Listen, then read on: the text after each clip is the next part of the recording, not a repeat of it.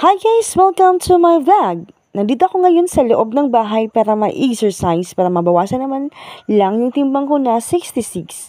Yun guys, ang ginagawa ko dati nagiging 58 ako kasi yung apple cider vinegar guys, in-apply ko talaga yun. 500 lang yun guys kung gusto mo yung mag-take ng gluta at apple cider vinegar. So, mag-slim kayo, pumuputi kayo, partner yung dalawang bottle. So, sa isang bottle guys, 66 yung pieces. 2 times a day kayo gumagamit. So, consume kayo guys ng 1 month. So, okay guys. Mura lang guys. So, PM kayo guys ngayon sa comment section kung gusto nyo guys order ng glutathione para pumuti naman kayo, para naman magkajiwa na kayo, di ba guys? At saka yung 500 na bottle na apple cider vinegar guys, yun talaga yung lose weight sa akin. From 65 before, nagiging 58 ako. So, ang ginagawa ko yun dati is nag-take ako ng apple cider vinegar kahit hindi ako na-exercise. Guys, nabawasan talaga ako ng 7 kilos.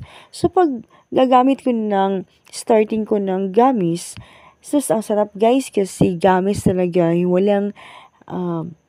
Walang load guys.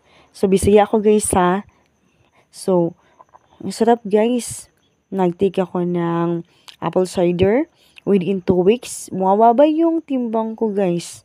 Sa loob ng 2 weeks lamang. So guys, ano pang hinihintay nyo?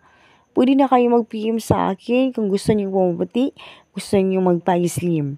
Sabay tayo guys kasi gusto ko na ibalik yon yung dating pagka-sexy ng aking katawan guys, diba? Ang sarap din magka-healthy guys kung i-apply nyo guys ang low carb.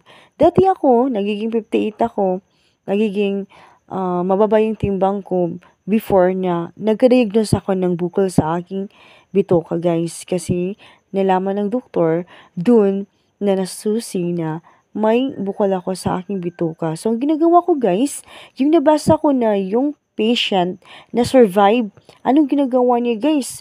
Naglo-low carb siya, hindi siya kumakain ng mga meat, mga dairy products. Tinanggal niya talaga lahat yung matatamis guys. Kasi yun ang pagkain ng mga sis. Katulad din ng itlog, manok, yung crab guys.